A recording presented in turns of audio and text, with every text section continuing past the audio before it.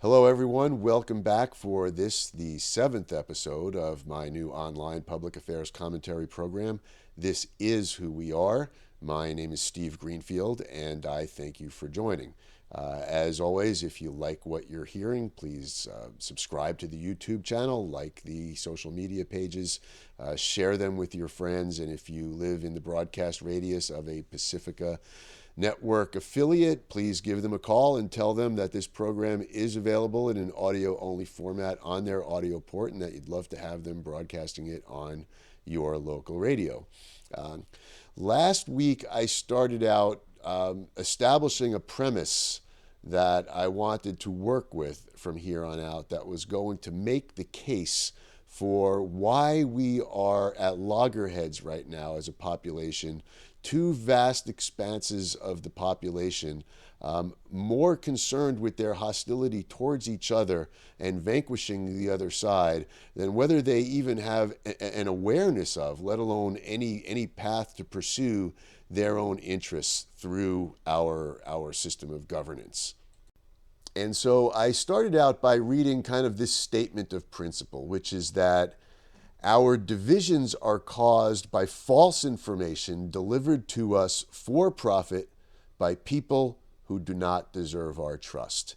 And it occurred to me over the course of the week, watching current events, watching the way that the news was covering current events in this strictly partisan fashion, that there was another element that I wanted to add, which is that the greatest of this false information, the one that renders us the most powerless to act on our own behalf, in our own interest, and even just issue by issue on things that are of importance to us, is that we are constantly told that we must believe in everything in order to be able to work together on anything.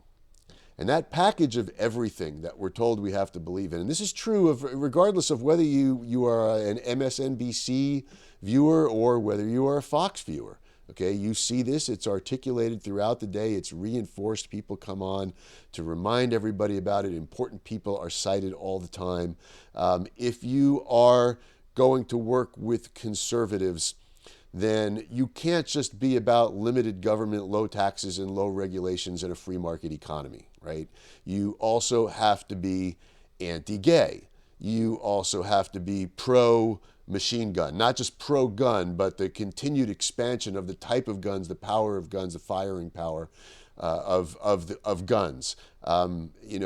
Why a gay person or a person with no interest in guns or a different viewpoint on public safety is not entitled to argue for free market principles or have a support team behind them as they argue for low taxes and low regulations and free market principles, is a great mystery. It doesn't seem to make sense. If you are watching MSNBC, you can't just be arguing for Medicare for all. You can't just be arguing for increased funding for public education. In fact, you can't argue for increased funding for public education because you've been led to believe that anybody who wants to end property taxes or cut property taxes is inherently anti-education. And so therefore, you're not going to work on that issue when the fact is you can't increase funding for public education if it continues to be tied to property taxes, because that puts a hard ceiling on how much people are able to pay. And sometimes that, before they have to sell their house and move out, and completely destroy the community, or in some cases, like my own state of New York, they actually have a 2% cap on how much you can raise property taxes. And that was designed by Democrats, by Andrew Cuomo and Democrats controlling two chambers of the New York State Legislature, not by Republicans. So they've got us completely bamboozled. The only way that we can improve funding for public education is to untether it from property taxes, and yet we won't work with anybody who wants to end the property tax for funding public education, because we've become convinced that those people are conservatives, those people are inherently anti-public education. You know what? Those things, even if those are true about many of those people, that's secondary to ending the property tax. Because if we don't end the property tax, then public education is never going to be adequately funded, and communities are going to continue to be destroyed by people having to sell their houses and move once their children grow up and aren't in school anymore. They can't afford to keep paying those property taxes. Retirees, grandparents having to move away from grandchildren, not being able to babysit, not having a close-knit family. Parents having to spend money on babysitters instead of having the grandparents come over, because the grandparents are now on a fixed income and can no longer afford the property tax. If you're not going to work with your most devoted allies on ending the property tax, then you're never going to achieve your goal of improving public education funding and making it more equitable, making it less determined by race and zip code and income level and stuff like that. You're not going to achieve that absolutely liberal and progressive and left-wing goal. And that's really the point of dividing everybody up. I think for me personally, as somebody who's generally fallen, and I know that I'm considered deficient on some issues, right?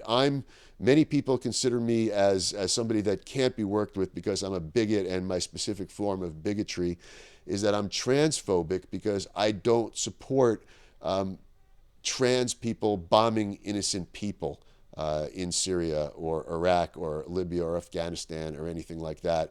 And not specifically that I don't think that everyone should be equal in having access to all of our opportunities, but I think that I want everyone to work for stopping the bombing. I just don't have time to work on improving anyone's. It's not specific to trans people. I don't view that what I'm doing as a transphobic matter. I would like to get everybody out of the cockpits of those planes. That's actually a form of equality, right? Let's just stop the bombing. We don't have to argue about who's going to be allowed to sit in the cockpit, right? But because of that, I'm considered somebody that's too hostile and too bigoted to work with on all the other things that we work on, including ending war, right? Like, I have to provide the buy-in of supporting certain people being able to fly the bombers, and shoot the missiles, or else you won't work with me to stop the war. I have a difficult time with this kind of stuff, and I know that people didn't used to be this way, so I understand the process. One of the most hilarious things that I saw this week, coming from the progressive side, was somebody posting an article that Chris Hedges wrote. Perhaps it was a video from his TV show. Chris Hedges, of course, one of the most profound and one of the rare cases of a fairly significantly platformed progressive and leftist voice, an anti-war voice, someone who really understands the inner workings of the intersection between corporate profiteering, monopoly corporate pursuits, and how we finance our elections, and therefore the kind of governments we elect that return the favor by supporting monopoly capital in its pursuits, right? And it was, as always with Chris Hedges, a profound analysis that could be understood by people across a broad spectrum of intellectual levels and social levels. And I saw a comment below it, he's really not good on sex work. And I just said, really? That's where it all falls, because he's not where you wish everybody could be on sex work. That everything he's saying about things that cause the deaths of millions of people a year, starvation, denial of health care, non-defensive war, monopoly power, international hostilities that could easily be eliminated were it not for the military-industrial profit centers that require that those hostilities not only remain in place but flare up into direct bloodshed as often as possible. You've got an issue with his position on sex work. He's not there. And so the rest of it just goes, you don't want to learn what he has to enlighten us about. You don't want to organize with him. You don't want to validate that his platform is something that people should view and understand and share with others, because he's not up to where your personal position is on sex work. I don't even know what his position is on sex work. I don't care what his position is on sex work. Because that's just one thing, right? What's the problem? That the guy's got only a 99 on the test? That's a failure. That's not an A. Suddenly a 99 is a failure. And that's just, one example I'm giving, right? Because obviously it's a complete spectrum of things. Another one that you might find is that if you have some questions in your mind about whether it appears that members of the Latin American community and native Spanish-speaking people are anywhere close to supportive of the idea of changing their language and the words that they use to identify themselves, you find out that 97% of them want to keep their traditional language and are not thrilled about the idea of native English-speaking people, of Caucasian native English-speaking people assigning new words and language to the Spanish language people. And even if people are familiar with the language, that are certainly not integrated with the culture of how the use of language intersects with a broad spectrum of cultural identifications within the Latin American community. And yet the people who insist on doing that are the same people who say decolonize, every third word in every sentence. We have to decolonize, we have to decolonize, we have to decolonize. So ingrained in what they think are the 100% requirements of maintaining progressive credibility that they are willing, or blind, I should say, blind to the fact that they are willing to erase 97% of people of a particular culture and their own personal interest in a matter and their own beliefs about a matter in their drive to display that they are correct about every issue, and to not even engage in a debate about whether allowing them to develop their own sense of how their language should evolve in evolving social mores is something that if we really are decolonizing, that we have to leave to the indigenous language speakers of that language and not be so strident about it, and at least be open.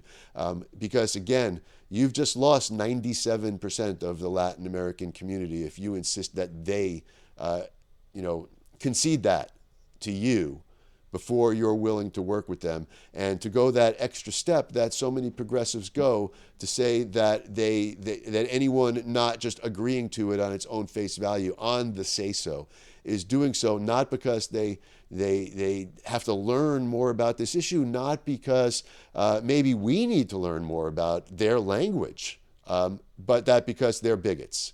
You've called them bigots. You call them bigots. Now they don't want to work with you. You now have permanently lost access to them on the issues where they could be most powerful, right? Immigration, poverty.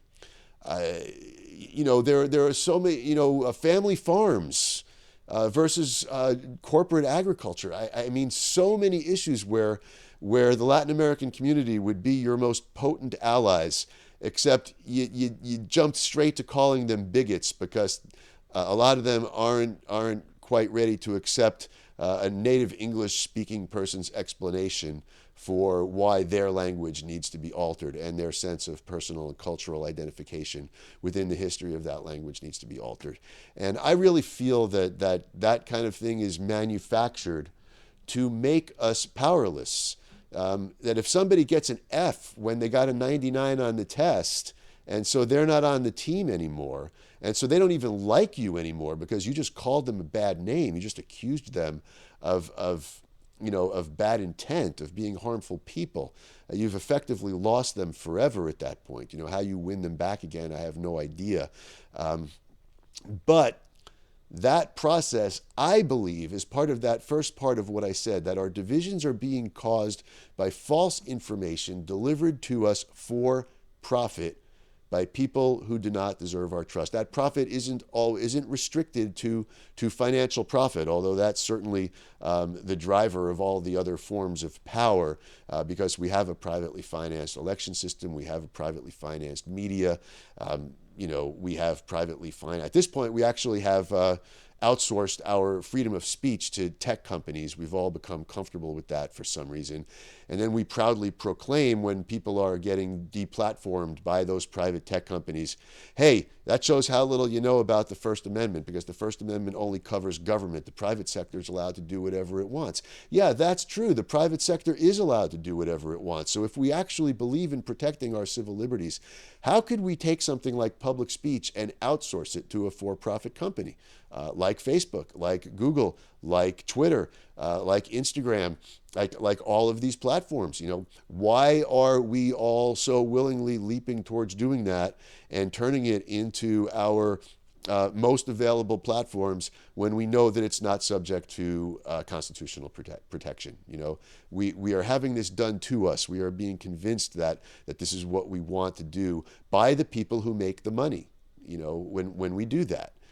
So I'll pause right now. We're just past the quarter-hour mark. You're here with me, Steve Greenfield, on the 7th episode of my new public affairs commentary program, which is called This Is Who We Are. I'll take this opportunity for anybody who joined after the first couple of episodes. What's that title about? This is who we are. This is who we are. The emphasis is on is. It is not a flat, this is who we are. This is who we are.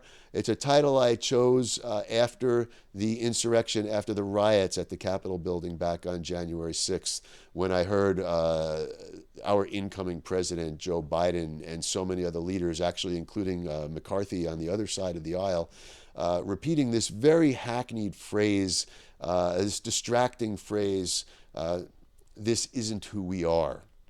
And, in the first few episodes, if you weren't with me, I encourage you to go back, and then I devoted the first 3 episodes to covering some of the most famous ones we learned about in school, of the countless instances where this has always been who we are, that we were always a nation divided, that we were founded as a nation divided, 2 separate nations with 2 completely different sets of beliefs and economic operating principles that were tenuously held together with mutual defense and free trade agreement, and with systems built in, with actual obstruction to democracy built into the system to make sure that relationship could never be changed by voting.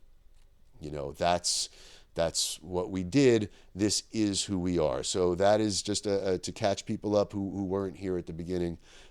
This is who we are. So the question really becomes, do we need to keep patronizing media? Do we need to keep patronizing political organizations, all of which are run for profit on money and power, patronage, jobs distribution, control of our media, of switching us over from public discourse to private platforms that can censor our speech, and thinking that we've actually accomplished something for our side in doing so, instead of wondering, what is this concept of side really all about?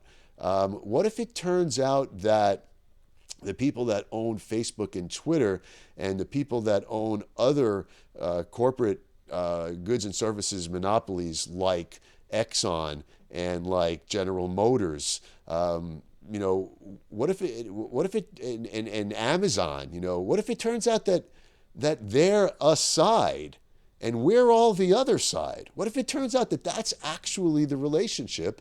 And that little group, that little tiny, extremely wealthy and powerful group, are joined together as a single side expressly for the purpose of ensuring that the rest of us can never join together as the other side, for the very obvious reason that there's only a few thousand of them and there's about 325 million of us. And even if you want to add in roughly the top 10% of our income earners that are socially mobile and materially very comfortable, and maybe their children or even themselves with enough sales participation could have access for changing their actual class status to being part of that elite 0.1% of income.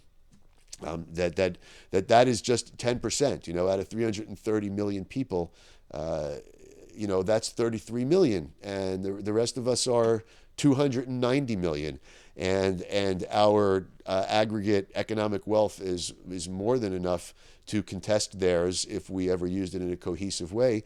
But we wouldn't even have to do that, right? If we would just vote. Voting's free. Voting's free. Like we could make the joke on them, like, yeah, you made voting free. Now look what we did. And for those of you that don't think that that's possible, let me relate to you firsthand a very personal experience. I will talk about the fact that I have been that third party candidate, that minor party candidate, several times. I will also say that I've been victorious, as a non-Democrat and a non-Republican a couple of times. They were in local races. I did serve 2 terms on my school board. And I want to pause here to do that because school board elections, technically in New York State, legally being nonpartisan, although everyone surely knows it's a small community, everybody knows who everybody is and what their general ideological outlook is. And yet, when we voted on matters of policy, for our school district, upwards of 90% of our votes were by 7-0 unanimous votes, or the reverse if it was something not to do. Oh, well, that was bound to happen eventually. Sorry. Little interruption there in case you heard the slight beeping sound. I was paged for a car accident. I did mention in the first episode that I am a volunteer firefighter. I'm going to just mention that briefly now because it was the cause of the interruption. But we'll be getting back to that again because, like the school board, the fire service is another example of a place where partisanship just doesn't happen. I'm here. I'm doing this broadcast. I'm not here as a theorist. I'm here as an eyewitness, and not even as an eyewitness, as a participant. Okay, I'm here bringing you firsthand information that this doesn't have to be this way. That if we look at each issue as a mission, if we were to say that accomplishing full health coverage for everyone as a public service, the same way we get water and fire protection and police protection, if we were to view that as a project, as a mission, if we were to view the full funding of public education as a mission, then we would be able to work with anybody and everybody who shares that mission and form powerful working groups that could train and work and develop and recruit and train and keep the mission going. Boy, the volunteer fire service has been in this country alone in continuous service since the 1760s? When did Benjamin Franklin, 1750s, when did he write that first set of volunteer fire department bylaws? And that we have continuously trained and replaced each other for 250 years and kept that off the taxpayer and successfully resolved every fire and car crash and medical incident that comes our way for that length of time. That's what I'm talking about. If you didn't insist, if we didn't decide that the mission is 28 things and anybody that only wants to work on 27 of them can't work on any of the 28 of them, we won't, then of course we don't have power. Then of course we don't get any of it done. And working with people that aren't up to speed with you or even in agreement with you at all to any degree on any particular issue does not in any way mean that agreeing to work with them means that you won't get those other issues accomplished as well. Because what happens is that when you work on those other issues, your working group on those issues consists of the people that agree with you on those issues, even if they don't agree with you on some others.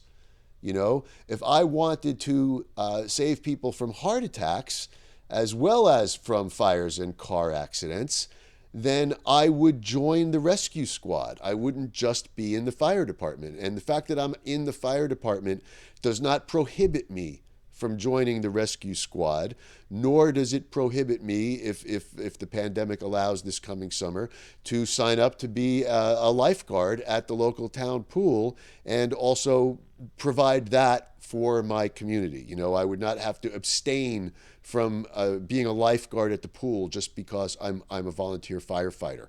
I wouldn't be working with the same people at the pool that I'm working with at the firehouse. I wouldn't, but I'd be getting all three of those things done, But if I ask people, if you want to be in the fire department, you also have to be lifeguards and you also have to be EMTs, then how many people are going to join the fire department?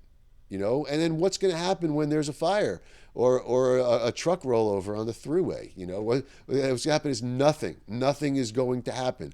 That's just going to happen, and it's going to sit there. Because I was forming this giant multi-level service instead of just having a fire department, a rescue squad, and a lifeguard battalion at the pool, and with myself being free to join all three, yet without insisting that everyone in the other two also join all three, right? We do this. I'm doing this show because I actually do this with my life, and I work with large numbers of people, not insignificant numbers of people. There are approximately 800,000 Americans in the volunteer fire service in this country. I don't know how many are in the volunteer emergency medical services. How many lifeguards there are at the beaches, lakes, and pools of this, how many school boards. I know that there are approximately 700 school boards in New York State. So there's probably about, 10,000, 20,000 of them throughout the entire country. They're all nonpartisan. They all work the same way. And so that's really what motivates me to do this, is because we can do this. Like I said, this is not theory. This is not book learning. This is not some math I worked out that indicates we can do this. We're doing this right now. I'm doing this right now with large numbers of people. I just interrupted my video and got up and did it with a whole bunch of people. Some of them voted for Donald Trump. They know darn well that I'm generally an extremely left-wing person, that even, the Democrats can consider me a danger. Working for Russia, and we all went. All of our pagers went off in our respective homes, and we all went and we all got along, and now we're all back in our respective homes. And I'm doing this, and they're doing something else. That's not this, which is fine, because I'm doing this and they're doing whatever they do. We all got to get together and resolve this car crash. And that's what I'm really trying to get across here. So where I left off when I got out, I was talking about an experience I personally had in the 2020 congressional race. I ran as a Green. There was the Democrat, the incumbent, and he spent about $10 million on his race.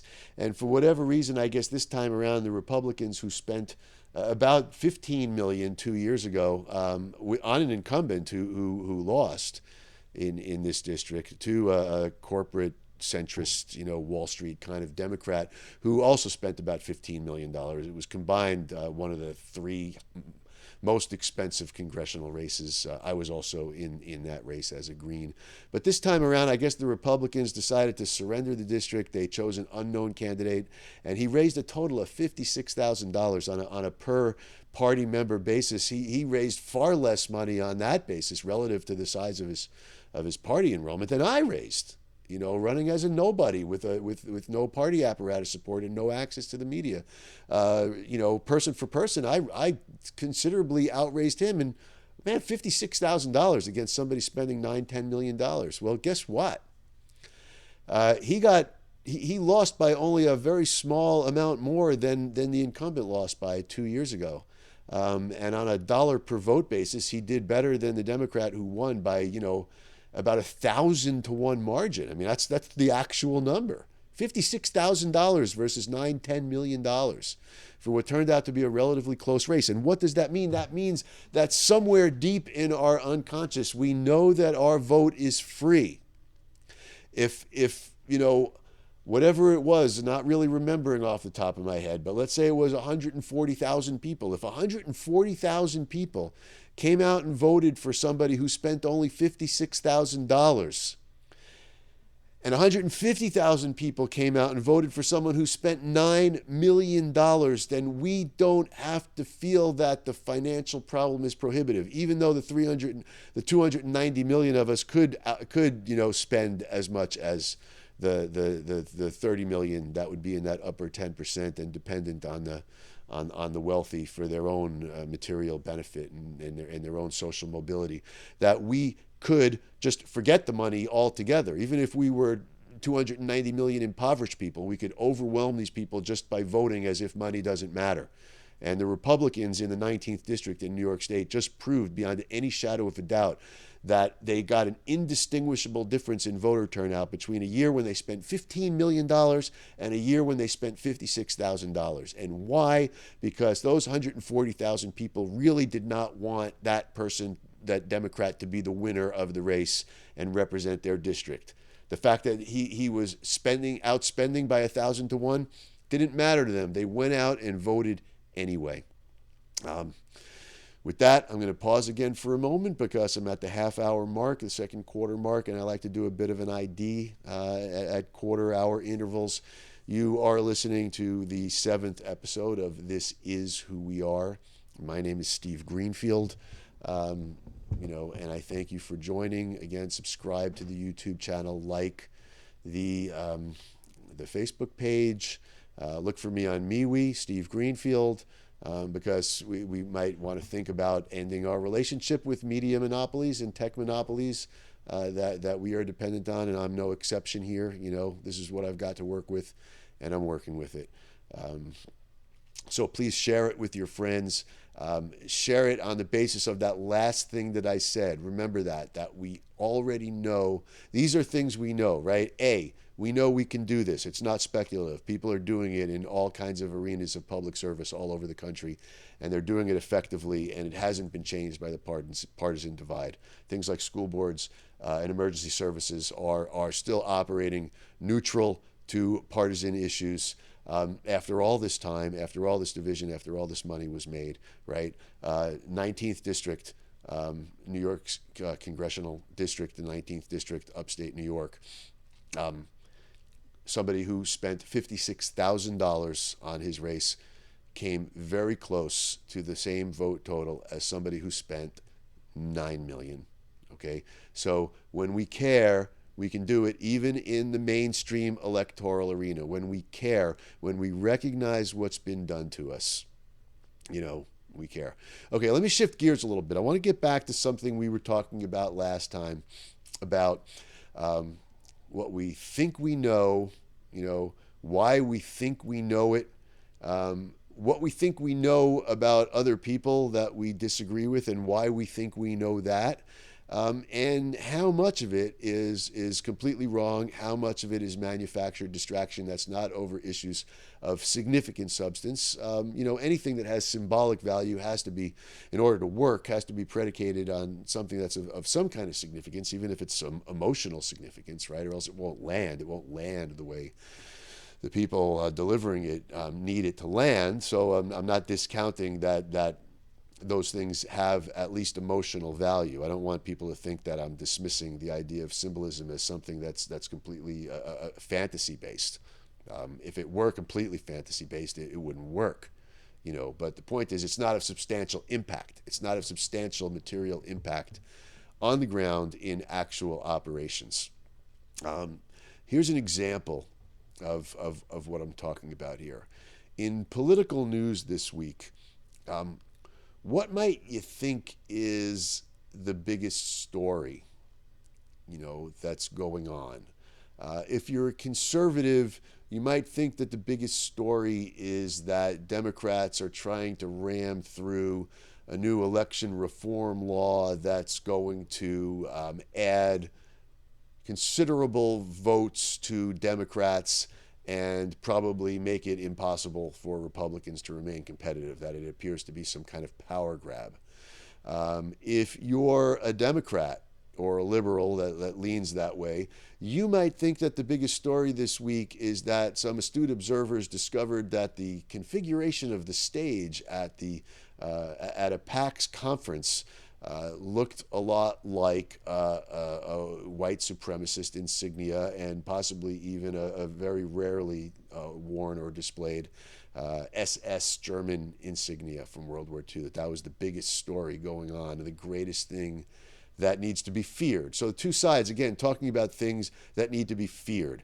If you're a conservative, the biggest story is that there's a bill advancing that will make this a completely Democrat-controlled country, and which in turn I'm sure you see as meaning a completely socialist controlled country, which I will remind you that Wall Street would not be contributing $1 billion a year to a socialist party. So please use that as your guide rather than what people are telling you, right? Observe the evidence rather than listening to trusted spokespersons, because as I've mentioned a couple of times today and opened up last week, our divisions are caused by false information delivered to us for profit by people who do not deserve our trust. If somebody is telling you that the Democratic Party is socialism taking over America, and you also are aware that sources of vast wealth and vast corporations, giant monopoly corporations, are bankrolling the Democratic Party, then you know factually that there is no socialism being risked.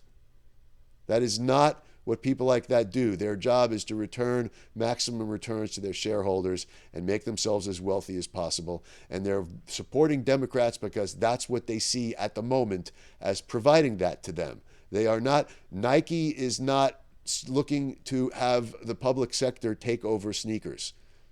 You know, oil companies are not looking for the public sector to nationalize oil.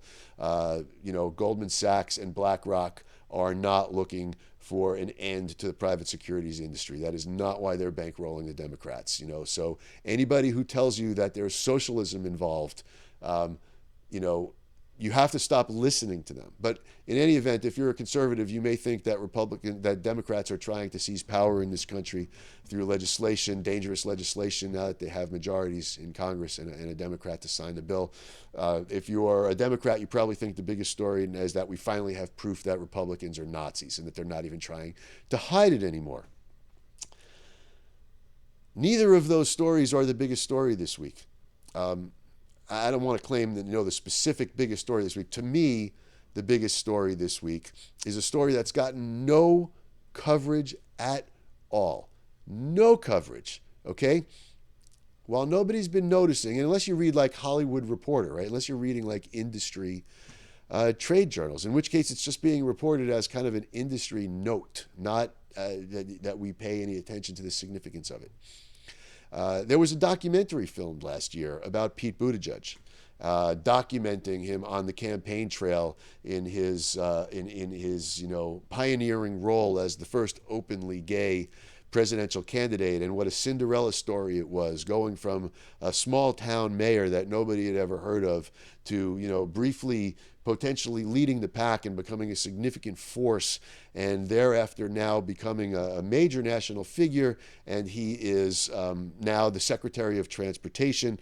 At first there was a story being told that he was the first openly gay cabinet member. It turned out that, believe it or not, that honor actually belonged to someone nominated by Donald Trump. And so they adjusted the language to say, well, he's the first Senate confirmed openly gay. As if that somehow makes it additionally significant, confirmed by and as if we're not supposed to pause for a second and say, hey, wait a second. If Trump is Dr. Evil, then why was he the first person to appoint to the cabinet an openly gay person? But I digress. Let's get back to this important story. What's the important part of the story here? The announcement is that this documentary has finally found a distributor, that the deal was cut with a distributor. Now, there are many online, right? You watch Netflix, you watch Hulu, whatever it is that you're watching. It's going to be carried by Amazon. Why does that matter? Of all the film distribution platforms in this country, there is only one that does business with the Department of Transportation policy making. There is only one that lobbies the Department of Transportation.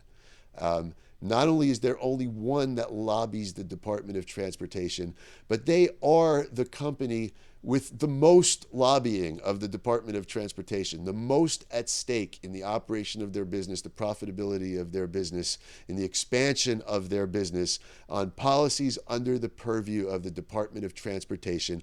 Who heads the Department of Transportation? Gee, it's Pete Buttigieg. Okay, what do you think just happened? And did Joe Biden say to Pete Buttigieg, look, as long as you're working with me, you have to say you're not good with this. You have to say this has to be on Hulu, this has to be on Netflix, this has to be on anybody but Amazon. Okay, you have to be clear about that, because if not, you are going to have to recuse yourself from anything that could affect the business operations of Amazon. And of course, Amazon being a global transportation monopoly involving airplanes and ships and vans and roads, and they're seeking approval to expand into drone delivery, right? Not yet available to them, but they believe that they've developed the technology to do that, to have disposable drones fly our packages from the warehouses, fire the truck drivers, and just get rid of the whole thing, cause massive unemployment, massive economic disruption, and be able to gain access to airspace to fly packages all over the country on disposable drones that are included in the price of the product and landed on our porch, which is actually technologically feasible at this point, but will need federal approval in order to go ahead. What a coincidence that Amazon is going to be carrying the Pete Buttigieg puff piece documentary about how Pete Buttigieg made history and is now going to be a force that may one day become the first openly gay president of the United States. Isn't that convenient? Why isn't that the most important story this week? Why isn't that something that we all care about? I want to go into a little different element of this Pete Buttigieg thing.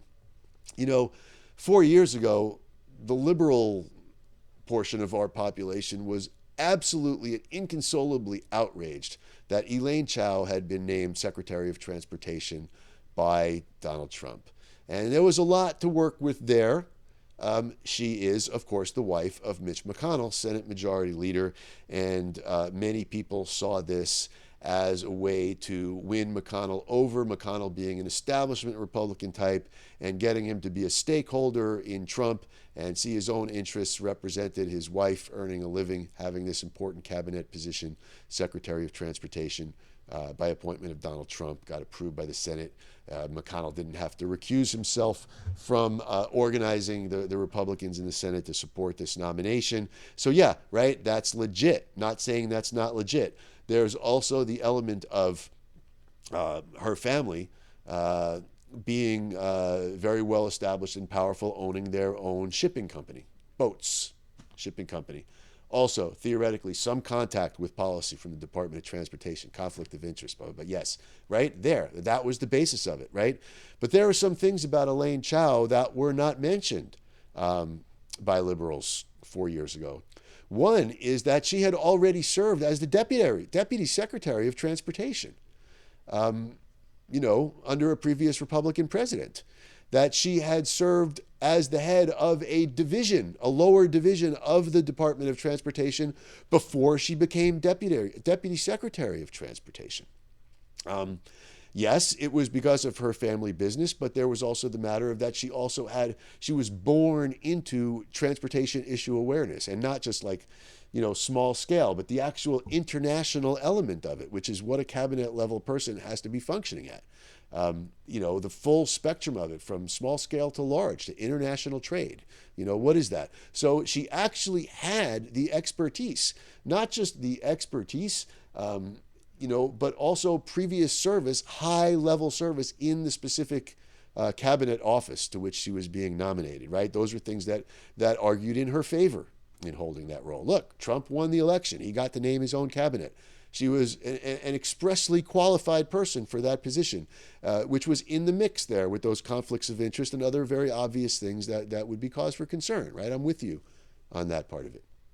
I'm not with you on the part of ignoring that she was actually fully qualified in many ways with long experience for the specific position to which she was appointed. I'm not with you on ignoring that, and I'll tell you why.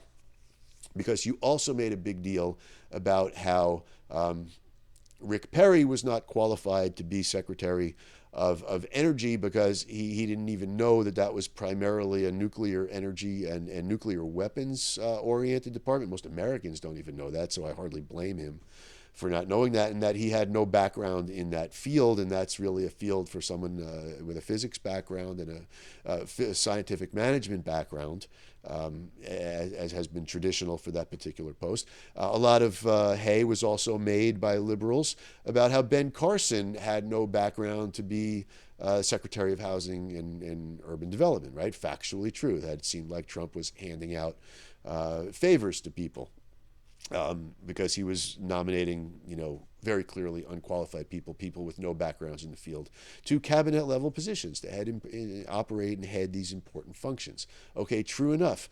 Okay, where did that argument go when Pete Buttigieg was nominated to be Secretary of Transportation? He has no background in that field. He has no professional background. He has no educational background. He has not previously served in a position within that field, within public administration within that field. All he did was campaign for Joe Biden. That's it. That's why he's Secretary of Transportation. He campaigned for Joe Biden. He doesn't know anything about the field, and he is now the top person on federal policy in that field. And what happens as soon as he is seated in that office, but that the world's largest company that lobbies that department is now amplifying his fame and plaudits for him and attention to him for his own ambitions to eventually become, he's so young that he's very likely to be a Democratic Party presidential contender going forward, especially now that he's no longer a small town mayor. Now he's a full-fledged cabinet secretary, so he's going to be having federal experience. He's going to be meeting people in the international community and the business world, right? So this is all happening, and it's being promoted by the biggest company in the world that's going to be lobbying his department while he's holding that position. For God's sake, why isn't that the most important story this week in political news? Okay, got to that far, and we are now at the 3/4 mark, so I'm going to pause for a little program ID. Once again, you are watching Steve Greenfield. I am presenting episode 7 of my new online political public affairs commentary program. It is called This Is Who We Are, and it's called that because this is who we are. And the question then becomes, do we want to stay that way? Do we have to stay that way? Answer to those questions seemingly being no. What can we do about it? That's why I'm here, and I hope that's why you're watching, and I hope that's why you're sharing it with your friends. Okay, I'm going to close out the hour. I'm going to devote this last quarter hour, and I'm sure I'm going to run out of time, and I'm going to want to pick up on it a little bit again when we get back together next week. But I'm going to devote the last quarter hour to the most important element of how we got here and why we feel like we can't dig ourselves out of being here, which is, why does this work? Why are we so easily manipulated by these profit and power-seeking forces to believe things that are fundamentally untrue? I already mentioned, how is it possible that conservatives have become convinced that Joe Biden and Kamala Harris are socialists out to destroy the capitalist economic system and the freedoms that we associate with free enterprise and free investment for profit? How could you possibly believe that that could be happening when Wall Street and the military-industrial complex gave his campaign and the campaigns of people running for other federal offices in support of the two of them over $1 billion last year? How could you possibly believe that? I'm going to ask the same question now of Democrats. How can you possibly believe they're all working for Russia? There is no evidence of that. I just saw that Moscow Mitch is trending again on Twitter. And there's apparently 2 other senators who are now, Chuck Grassley and one other, who are now accused of working for Russia. And I don't understand that. There has never been any evidence provided by any investigation, by any journalist, by any FBI, by anybody, by the intelligence agency of any foreign country, that creates a hint of realism behind the idea that these Republicans all the way up to Donald Trump himself, who is now gone, and we could really stop talking about him because he's gone. You got what you wanted. He's not president anymore. And his party does not control either house of Congress anymore. Man, you got the whole ball of wax. You got it all. So now start working with that. Let Trump go. Okay? He's gone. You drove him out, but you're holding him right there at the end of your arm in view of your camera. Why? Because he's still good for fundraising. As long as he's out there as Dr. Evil, the Democrats can fundraise. Move On can fundraise. Rachel Maddow can increase her viewership and bill her advertisers more for her time. They can get richer. She can get richer. Are you getting richer? Is any of this making you richer? Is this giving your kid a better school district and more social mobility? Is it helping to pay for your kid's college? Why are you saying this? They're not working for Russia. You just don't. What is the equivalence between you don't agree with what they believe in and they're working for Russia? You never agreed with what they believe in. You always were voting against them. You always wanted their policies not to become the policy of America. When did them getting those policies in place suddenly become an asset to Russia? I don't understand how you draw that connection. But Rachel Maddow keeps saying Russia, Russia, Russia, Russia, Russia, Russia, Russia, Russia, Russia. Adam Schiff keeps saying Russia, Russia, Russia, Russia, Russia, Russia. And it's in your head repeated so many times that anytime somebody says Republican, your head now says Russia. To make that even more intriguing, every time somebody says Green Party, your head says Russia. So now the actual socialists, the actual left-wingers, are agents of Russia, and the far-right extremists, as you describe them, or even the moderates, the right-wing moderates of the former center of the Republican Party, they're all working for Russia. So the right-wingers are working for Russia and the left-wingers are working for Russia, and the only people that are working for America are your Wall Street and military-industrial complex supported corporates. Please, everybody, wherever you think you are, everybody, I closed with that very quickly at the end of last week's episode. Stop with the socialism. Stop with the Russia. Those should be the easiest ways to stop them from gaming you. Like that's the easy stuff to grab. We'll get into more complicated stuff to grab, but at the very least, I think if we can knock those two chess pieces off the table, we're really moving somewhere. Okay, both of their kings and queens are already under severe threat. If we just knock the Russia and the socialism off the table, it's got to be the easiest possible thing to do. Just, let's move on from there. The real tool, the real mechanism by which both sides continue to deliver disinformation and continue to have their respective audiences believe that it's factual, that it's not disinformation, is because they spend a small amount of time winning the buy-in by telling some truths.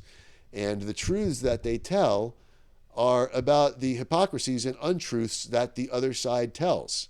And those things genuinely exist. So when each side is revealing the untruths and hypocrisies of the other side, they're telling the truth, and so that's what gets you on the edge of your seat and listening more closely, right? Because they've got you with that. You know that thing they said is true.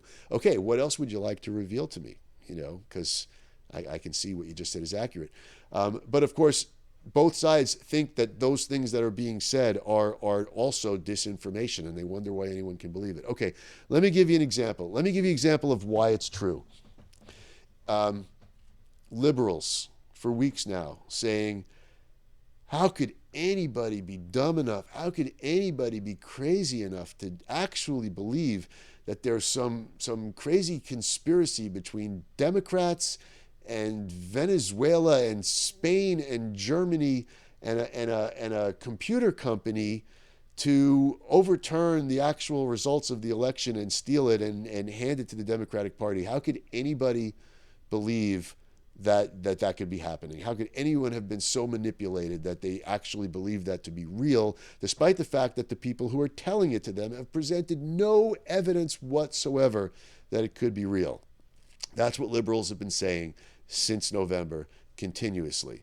This week, liberals are saying Andrew Cuomo is the victim of a conspiracy between left-wingers, Republicans, and Russia.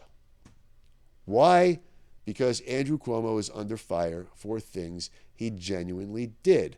Okay, the sexual harassment allegations and inappropriate behavior still being investigated, certainly credible allegations made, but some of the stuff is already factually established, and those things that are factually established by Cuomo appointees, by his own staff members. The fact that the nursing home deaths were undercounted and underreported by in excess of 50%. That was demonstrated by Letitia James, the Attorney General of New York State, who became Attorney General because Andrew Cuomo backed her for the position over anti-corruption expert Zephyr Teachout, and she won that office. She is effectively a Cuomo appointee, chosen by him because of her loyalty to him. She is the Attorney General. It is her investigation that established the scale of the undercount and what the actual numbers were. Because of the response to that information then being factually established, we then found out that it was not by accident and some failure of methodology or some reporting interruption from the people that needed to be reporting in the numbers, but that it was done on purpose. It was done on purpose to keep the information from getting to the Justice Department, to keep the information from getting to Donald Trump, who would use it to attack Cuomo on television and say, see, they say I'm doing such a bad job. Look what their hero Cuomo is doing. He's doing just as bad a job. That they specifically, and why did we find out that it was done on purpose? Because an appointee, Andrew Cuomo's highest appointee, Melissa DeRosa, called a bunch of Democrats who are in the state Senate and the state Assembly, who were looking for answers, and explained to them that that's why it was done. Cuomo's right-hand woman, not some conspiratorial source. The sources of the damning information against Andrew Cuomo are from Cuomo's own people. That is known. Okay, it's in the papers. Like it's a matter of record. Letitia James, the Attorney General, reported this is what happened. These are the actual numbers. It was undercounted and underreported. Okay, then Melissa DeRosa gets on the telephone to all the Democrats in the Assembly and the Senate, and she tells them directly, it's recorded. We did it on purpose, but we had good reasons. We had good reasons for doing it on purpose, but we did it on purpose.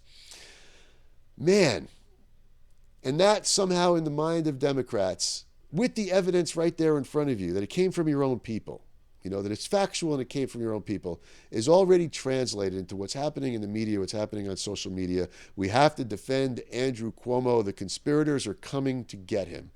These are the same people who just spent the last, 13 weeks, however long it's been, falling over themselves in a combination of laughter and outrage about how is it possible for anybody to be so dumb and so crazy as to believe that there was some conspiracy to overturn the election. What can you do with that? What can you do once that's happening?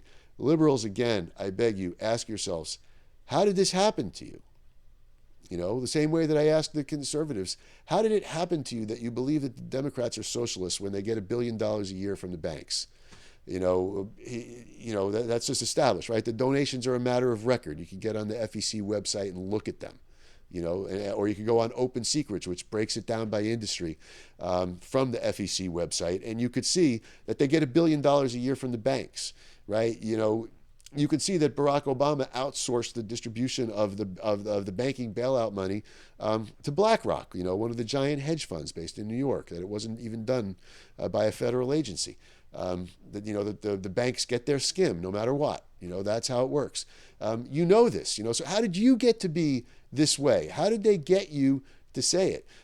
Why you think that there's such a thing as liberal hypocrisy? Well, I just gave an example of why you think that, so that's legit. And Democrats, you have the same problem. Getting close to the end here, so I'm going to close out this version by just saying, we're in this situation. We can get out of it. We'll talk more again next week about how to get out of it. This has been episode 7 of This Is Who We Are with Steve Greenfield. I thank you for watching. I'll see you next week.